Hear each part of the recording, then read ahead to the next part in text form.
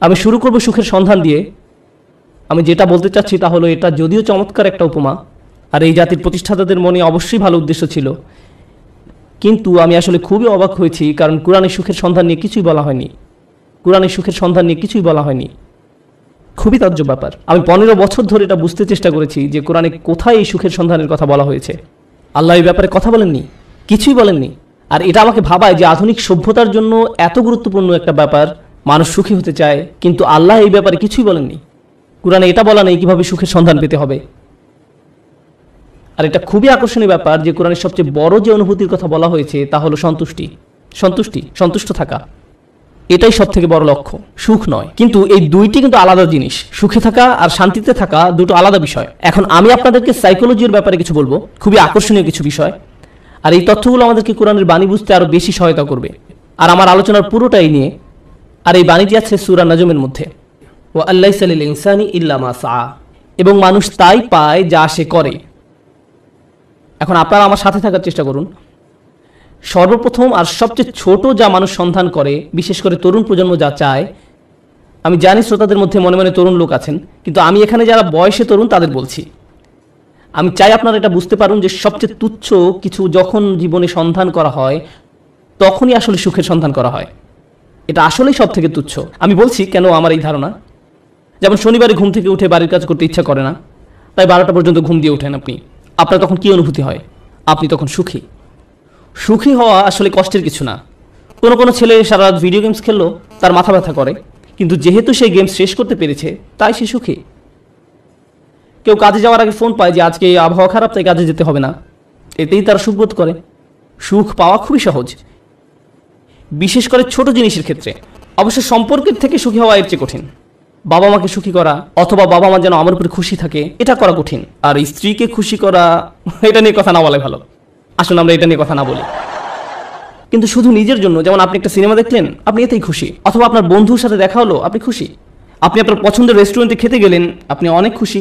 এটা খুব কঠিন কিছু না, কিন্তু এটা যেমন দ্রুত আসে তেমনি দ্রুত চলে যায় এবং আপনার আবার ভালো না লাগা শুরু হয়। আপনি হতাশ হয়ে যান এবং আবার সুখী হওয়ার চেষ্টা করেন।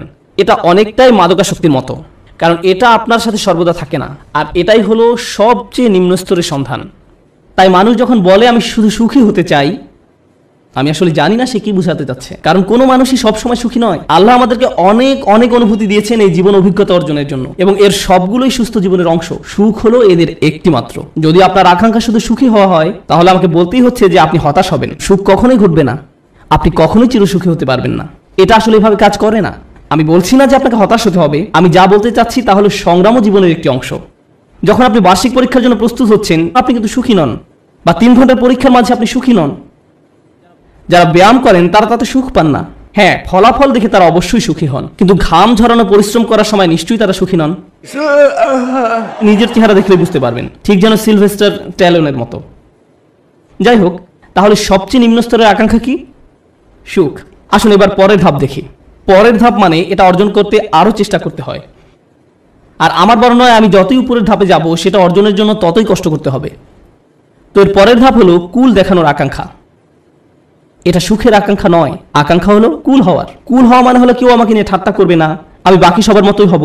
কেউ আমাকে নির্দেশ করে বলবে না যে তুমি এমন কাপড় কেন পরছো, এমন কথা কেন বলছো, তোমাকে এমন দেখাচ্ছে কেন, তুমি এভাবে চলো কেন, ওদের সাথে কেন মেশো, এটা কেন কিনছো, ওটা কেন করছো, গাড়ি কেন চালাও। আপনাকে আলাদা করে ভাববে, আপনি এটা চান না। আপনি যে কোনো ভাবে সবার সাথে মিশে যেতে চান এবং কারো সমালোচনার বস্তু হতে চান না। আপনি অদৃশ্য হয়ে যেতে চান বাকি সবার মাঝে, যেন আপনাকে বাকি সবার মতো কুল হওয়া হয়। আর এই জন্য পরিশ্রম করতে হয়।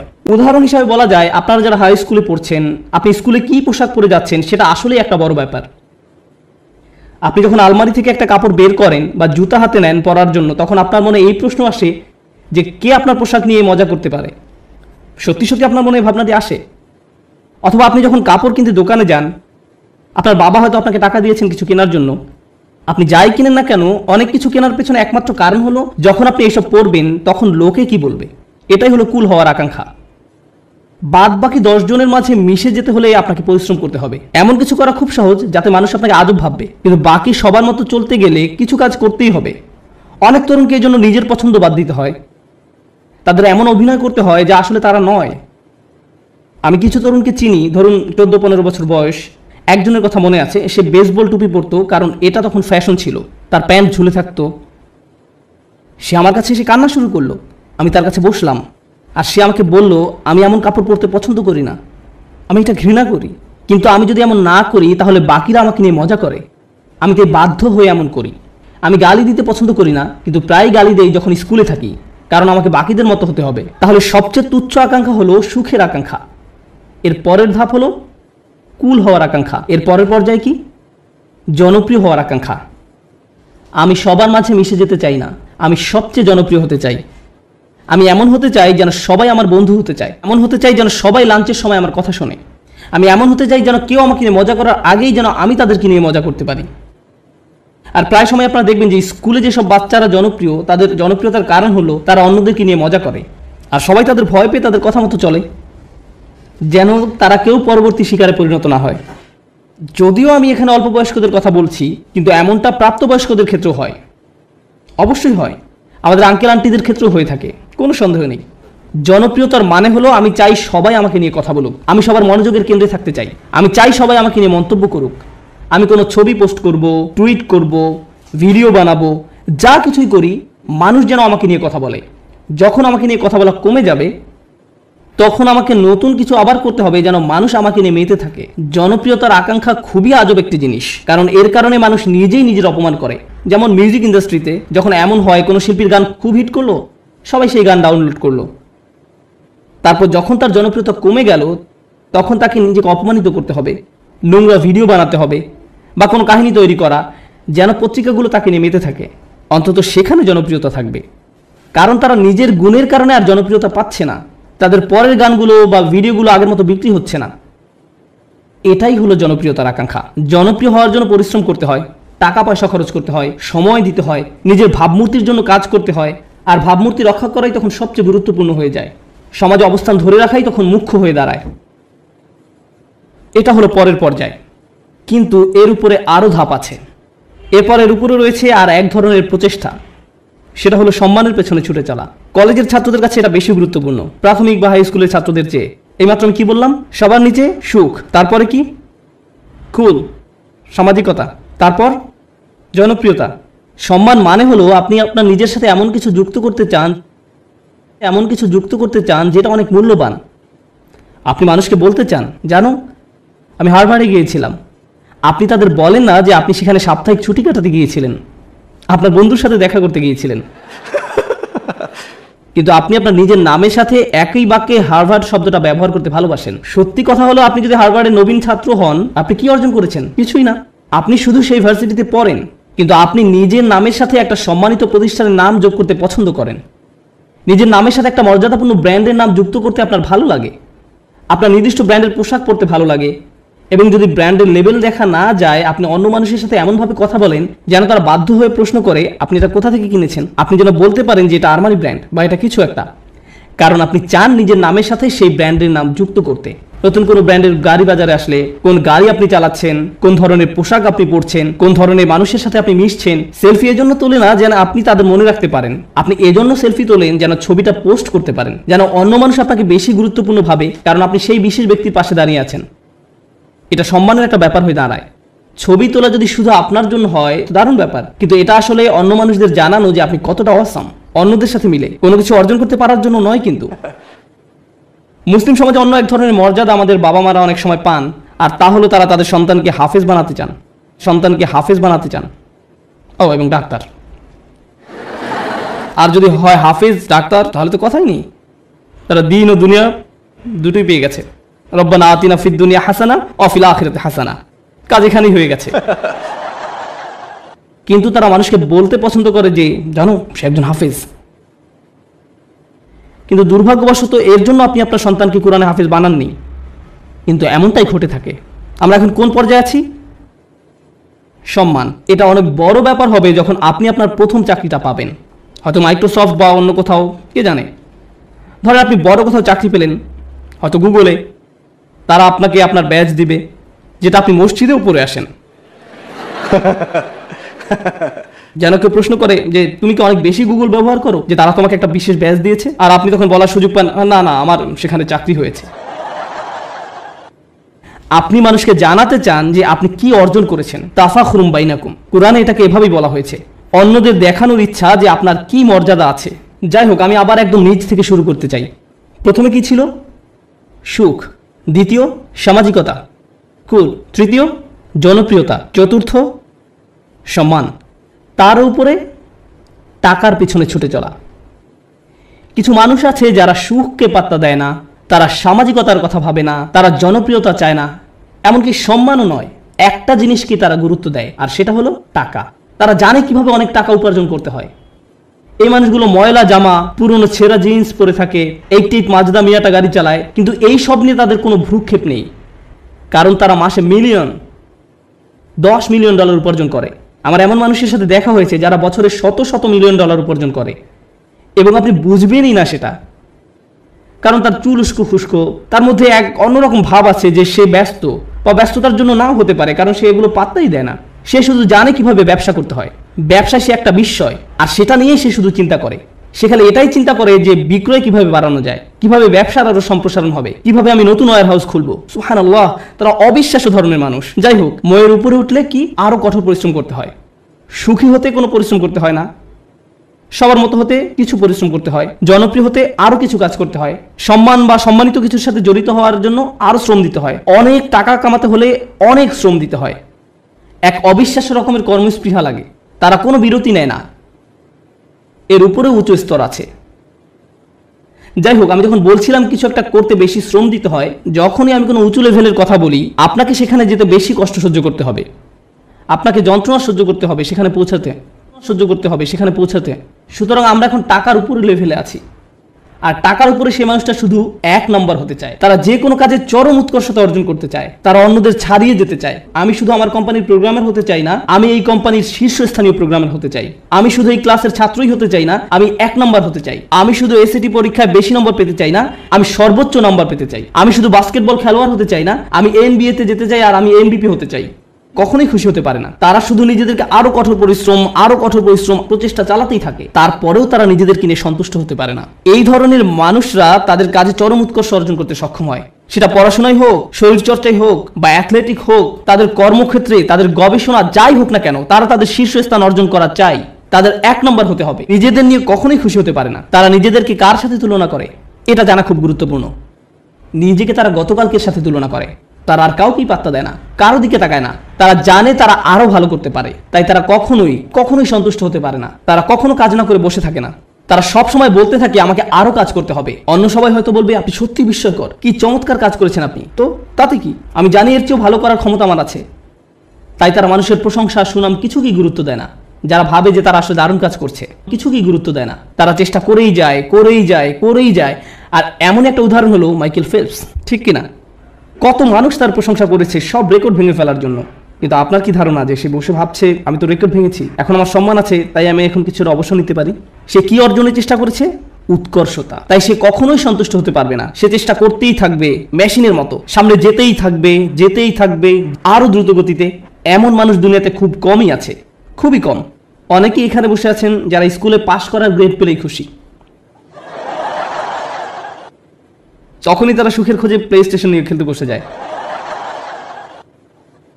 আবার এমনও মানুষ আছে যারা 99 পেলেও নিজের উপর অসন্তুষ্ট হয়, কিভাবে আমি এই ভুলটা করলাম।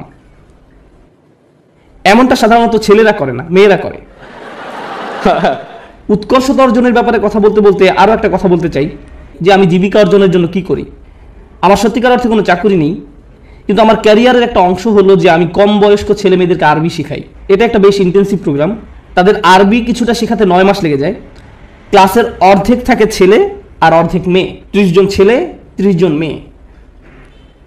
মেয়েরা গত 5 বছর ধরে এই পরীক্ষায় ছেলেদের চেয়ে অনেক ভালো নাম্বার পেয়েছে, খুবই ভালো করেছে তারা, কিন্তু ছেলেরা ক্রমাগতভাবেই খুশি।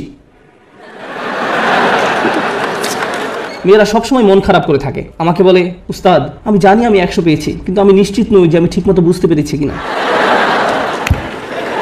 এদিকে এক ছেলে 25 নম্বর পেয়েছে, আর সে বলছে ওকে আমি বুঝতে পেরেছি। আমি পুরোপুরি ভিন্ন প্রজাতির মানুষদের সাথে কাজ করছি একই ক্লাসরুমের মধ্যে, তাদের পুরোপুরি ভিন্ন মন মানসিকতা। তাই আমার ছেলেদের বলতে হয় যে মন দাও, অপদার্থ কোথাকার, তুমি বোঝোনি, কিছু কাজ করো। আর এদিকে মেয়েদেরকে আমার বলতে হয় ও শান্ত হও, শান্ত হও, তুমি ঠিকই বুঝতে পেরেছো। আমি তো ছেলেদেরকে বলতে পারি না হালকাভাবে নিতে, কারণ এর চেয়ে বেশি হালকাভাবে নেওয়া যায় না, এটা সম্ভব নয়। সুতরাং আমরা কোথায় পৌঁছেছি, কি নিয়ে কথা বলছিলাম? ও ঠিক আছে, আমাকে একটু সাহায্য করুন। একদম নিচ থেকে আবার শুরু করতে চাই। সুখ, সামাজিকতা, জনপ্রিয়তা, সম্মান, টাকা, উৎকর্ষ। উৎকর্ষের উপর কি থাকতে পারে? উৎকর্ষের উপরও একটা কিছু আছে, আর সেটা হলো প্রভাব। প্রভাব, আমি কি পেলাম সেটা গুরুত্বপূর্ণ নয়। আমি গুরুত্ব দেই না যদি আমি অন্যদের চেয়ে বেশি টাকা উপার্জন করি। আমি পাত্তা দেই না যদিও আমি 1 নম্বর, আমার কাছে সেটা গুরুত্বপূর্ণ নয়।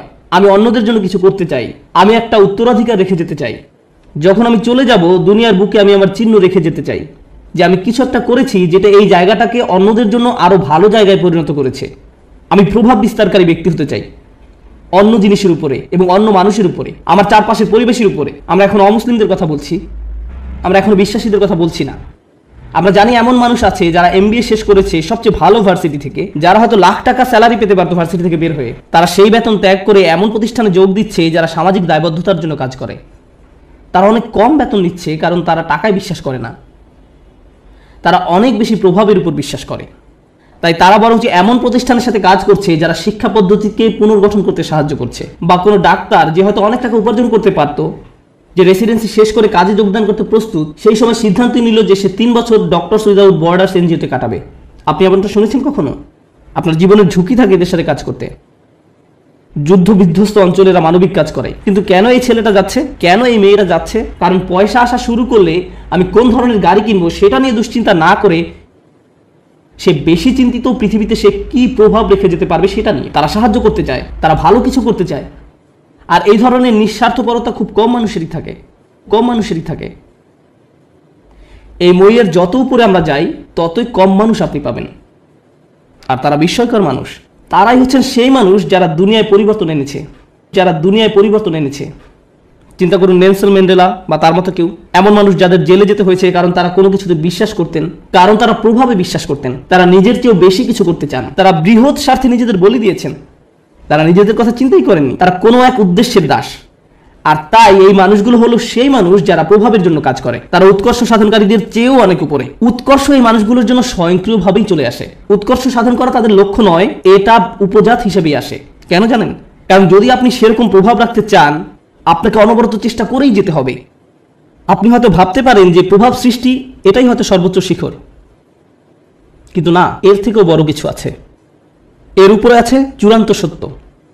কেউ কেউ ন্যায়ের খোঁজ করে, কেউ কেউ সত্যের খোঁজ করে, কেউ কেউ আদর্শের খোঁজ করে। যারা ন্যায় বিশ্বাস করে, আর ন্যায় এমন একটা জিনিস সেটা আপনি পরিপূর্ণভাবে দুনিয়াতে দেখবেন না, দেখবেন, কিন্তু তারা এর পরোয়া করে না, তারা এটার জন্যই কাজ করেন। ও আরেকটি ব্যাপার, যখন আপনি এমন কিছু করতে চান যেটার দুনিয়াতে কোনো নজির নেই, তখন সেটা করাটাই সবচেয়ে কঠিন কাজ। তখন যদি আপনি সামান্য একটু পরিবর্তন দেখেন তাতেও আপনি উদ্দীপ্ত হয়ে যান, আপনি অনুপ্রাণিত হন এবং এটি আপনাকে আরো সামনের দিকে এগিয়ে নিয়ে যায়। কিন্তু আপনি যখন এমন একটা আদর্শের জন্য কাজ করবেন, ন্যায়ের জন্য, আপনি হয়তো ন্যায় কখনোই দেখবেন না, কখনোই দেখবেন না। এই লোকেরা কেমন করে নিজেদেরকে অনুপ্রেরণা দিবে যখন তারা এমন কিছুর জন্য কাজ করে যেটা দেখা যাচ্ছে না? এরাই হচ্ছে সবচেয়ে অসাধারণ, সবচেয়ে সহনশীল ব্যক্তি। একবার তারা একটা আদর্শের পিছনে পড়লো, সবাই তাকে পাগল ভাবলো, কিন্তু তার কিছু এসে যায় না, তারা এগিয়েই চলেন। তাই এখন আমি শুরু করতে চাচ্ছি একদম সর্বোচ্চটা দিয়ে, যেটা হলো সত্যের খোঁজ।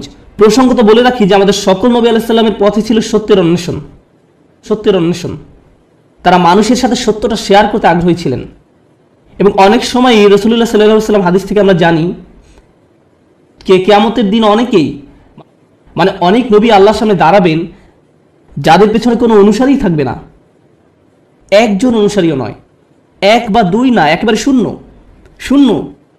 তাদের লক্ষ্যটা কি ছিল? সত্য। তাদের প্রভাব কতটুকু ছিল? শূন্য। কিন্তু আল্লাহর দৃষ্টিতে তারা পুরোপুরি সফল। হ্যাঁ নাকি না? হ্যাঁ। এখন আমাদেরকে একটা জিনিস বুঝতে হবে, আমরা আবার এই শ্রেণী বিভাগেই যাচ্ছি, কিন্তু আমি শুধু শেষের 4টার উপরে ফোকাস করছি, অথবা হয়তো শেষ 5টার উপরে। প্রথমে কথা বলি উৎকর্ষ। আপনি যখন উৎকর্ষের খোঁজ করেন তখন আপনি কাকে নিয়ে কখনো সন্তুষ্ট থাকেন না? নিজেকে নিয়ে। প্রশ্ন হলো কেন আপনি নিজেকে নিয়ে সন্তুষ্ট নন? কারণ আপনি নিজেকে শুধু উন্নতিই করতে চান। না, এটা কারণ নয়। যদি আপনি ইসলামের দৃষ্টিকোণ থেকে আলোচনা করেন, আপনি নিজেকে নিয়ে সন্তুষ্ট নন এই কারণে যে আপনার প্রত্যেকেরই প্রভাব সৃষ্টির চেষ্টা করার কথা ছিল। আপনার নিজেকে নয় বরং অন্যকে নিয়ে চিন্তা করার কথা ছিল, আর এই কারণে আপনি নিজেকে নিয়ে সন্তুষ্ট হতেন না। আপনি যা ভাবছেন আল্লাহ আসলে আপনার উপর তার থেকেও বেশি দায়িত্ব দিয়েছেন। আমি চাই যে আপনারা দুটো জিনিস নিয়ে চিন্তা করুন। এটা কোরআনের একটি অন্যতম শক্তিশালী বক্তব্য। যেহেতু এটা পরিষ্কারভাবে অনুবাদ করা হয়নি তাই অনেক সমস্যা সৃষ্টি করে। লা ইউকাল্লিফুল্লাহু নাফসান ইল্লা উসআহা। আল্লাহ কোনো ব্যক্তির উপরই বোঝা দেন না। এখন যে অংশটা আসছে সেটা হচ্ছে দুর্বল অনুবাদ, তাদের সাধ্যের অতিরিক্ত। আল্লাহ আপনার উপর সেই বোঝা চাপাবেন না যা আপনি বহন করতে পারবেন না। এই অনুবাদের জন্য আরবিটা হওয়া দরকার ছিল লা ইউকাল্লিফুল্লাহু নাফসান ইল্লা বিউসইহা। তাদের সাধ্য পর্যন্ত বোঝাতে সেখানে একটা বা থাকার কথা ছিল, কিন্তু শব্দটা হচ্ছে ইল্লা উসআহা, অর্থাৎ কাল্লাফাল্লাহু উসআনা। অর্থটি এখন পুরোই পরিবর্তিত হয়ে গেছে। প্রচলিত অনুবাদটা একদম ন্যূনতম অর্থ প্রকাশ করে, কিন্তু আপনি জানেন এই আয়াতের সত্যিকার অর্থ কি? আপনার মাঝে যে সম্ভাবনা আছে তার অতিরিক্ত কোনো কিছুর বোঝা আল্লাহ আপনাকে দেননি। ভেবে দেখুন আমি কি বলছি। আল্লাহ আপনাকে এমন কিছু বোঝা দেননি যেটা আপনার মাঝে যেই সম্ভাবনা আছে তার অতিরিক্ত। আপনার মাঝে কি আরো উন্নতি করার সম্ভাবনা আছে? হ্যাঁ। আপনি কি আরো বেশি করতে পারতেন? হ্যাঁ। এবং যেটা করতে পারেন কিন্তু করেননি, আল্লাহ আপনাকে সেটার জন্য জিজ্ঞাসাবাদ করবেন। শুধু একদম ন্যূনতম দায়িত্বটুকু নয় বরং সর্বোচ্চটুকু। আল্লাহ চান যে আপনি নিজেকে উন্নত করতে থাকুন এবং দেখান যে আপনি আসলে কতটুকু নেয়ার জন্য তৈরি ছিলেন। এটাই হচ্ছে এখানে প্রচেষ্টার ধারণা। আমরা সুখের অন্বেষণে অস্থির নই, বরং ওটা এর সাথে বোনাস হিসাবে আল্লাহ দেবেন। আমরা অন্যের কাছে কুল বা পরিপাটি হিসাবে পরিচিত হতে চাই না। কেউ একজন একটা বোকার মতো কাজ করেছে এবং আপনি ওই নির্বোধের মতোই কাজ করতে চাচ্ছেন। আমরা কারো কাছে জনপ্রিয় হতেও আগ্রহী নই। কেন জানেন? কারণ সবার যাদের জীবনের উদ্দেশ্য সম্পর্কে কোনো ধারণা নেই, আপনি তাদের মাঝে জনপ্রিয় হতে চান মানে হচ্ছে আপনি তাদের মাঝে সবচাইতে বোকা। আমরা সম্মানের কাঙালও নই, কারণ আমরা জানি সম্মান আসে আল্লাহর তরফ থেকে। অনেক নবী ছিলেন গৃহহীন, কিন্তু তাদের সম্মান ছিল।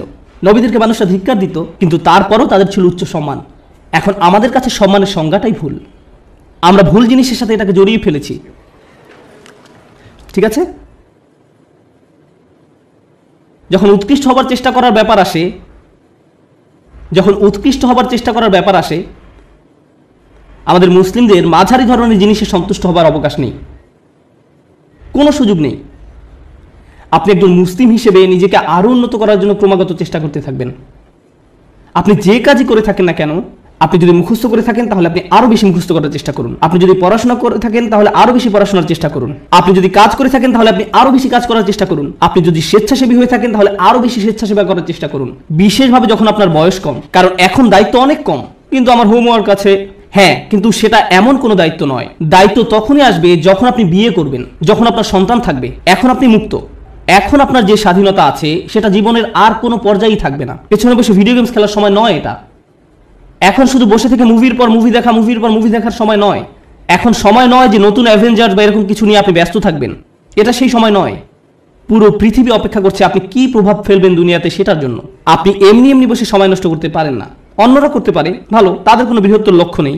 কিন্তু আপনাকে হতে হবে শ্রেষ্ঠ, কারণ আপনি এখন থেকেই প্রভাব সৃষ্টি করা নিয়ে চিন্তা করেন।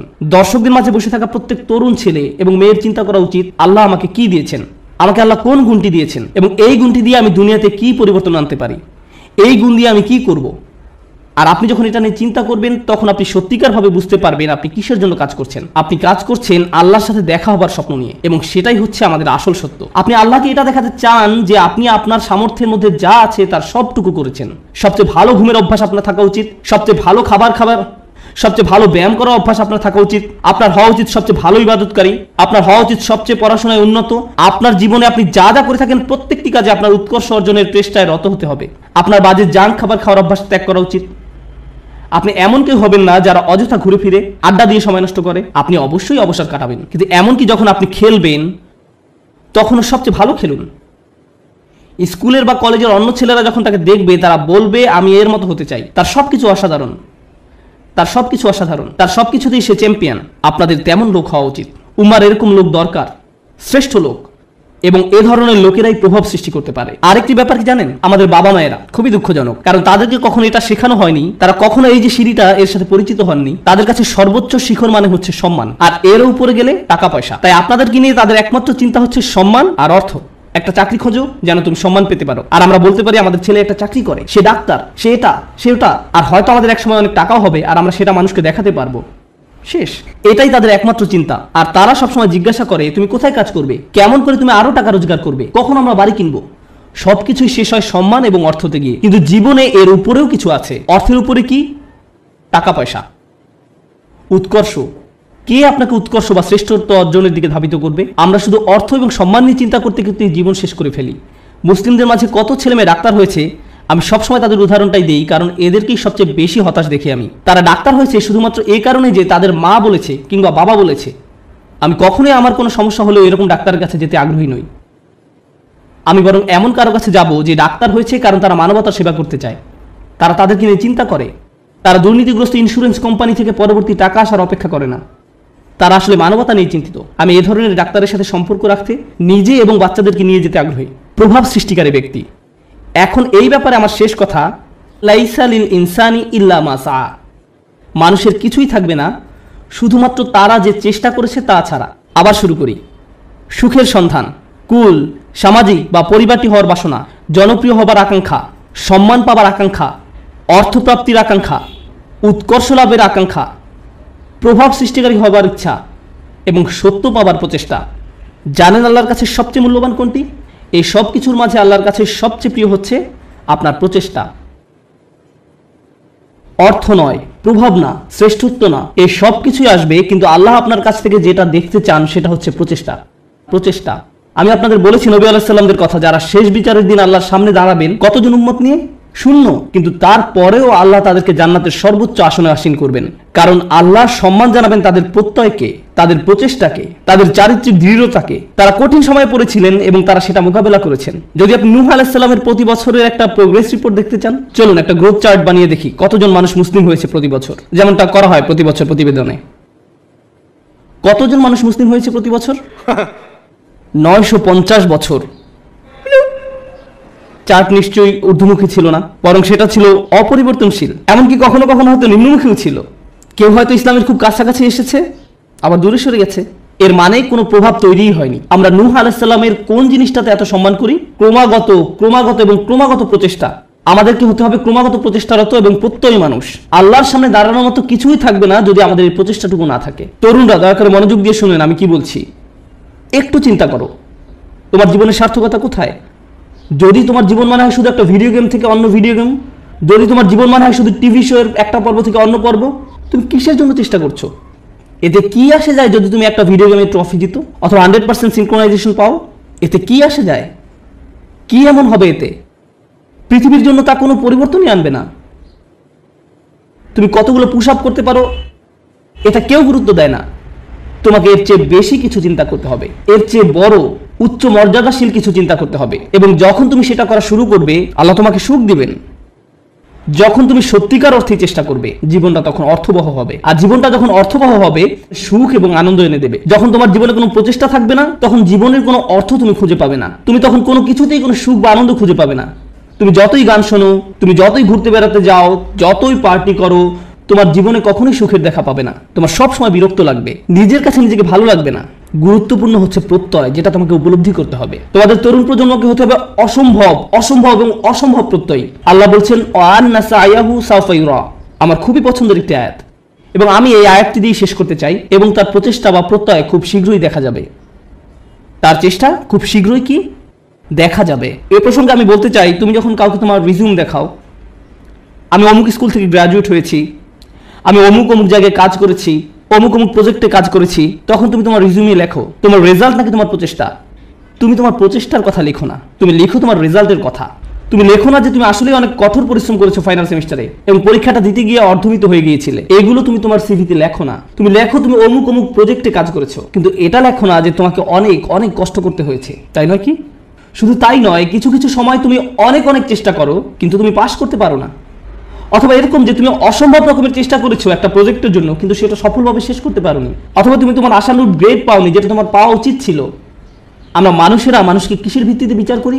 আমরা মানুষকে বিচার করি রেজাল্ট দিয়ে। আমার এতে কিছু যায় আসে না যে তুমি কতটা চেষ্টা করেছো, তুমি আমাকে ফলাফল এনে দিতে পারোনি।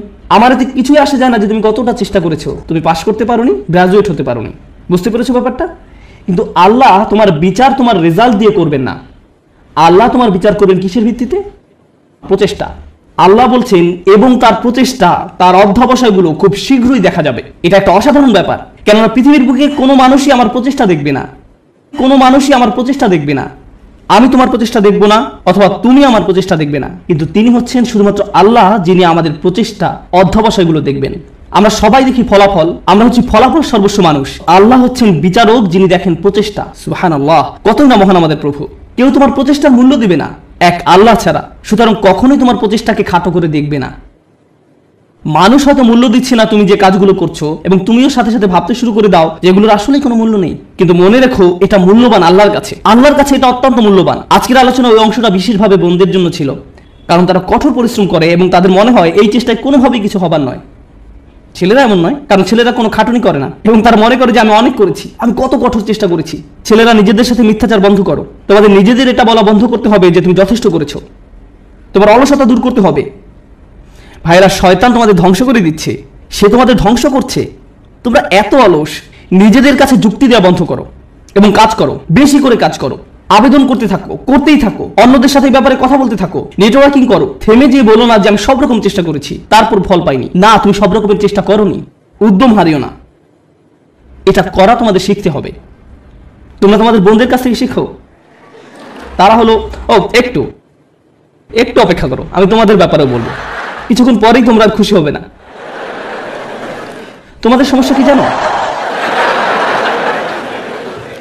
সুখের সন্ধানের কথা এখন ভুলে যাও। তোমাদের সমস্যা হলো তোমরা সর্বদা নিজেদের ব্যাপারে অনিশ্চিত। তোমরা সবসময় ভাবছো আমি যথেষ্ট নই বা আমি হিসেবের মধ্যেই নেই। হাততালি থামাও। তোমাদের ব্যাপারগুলো সহজভাবে নিতে হবে।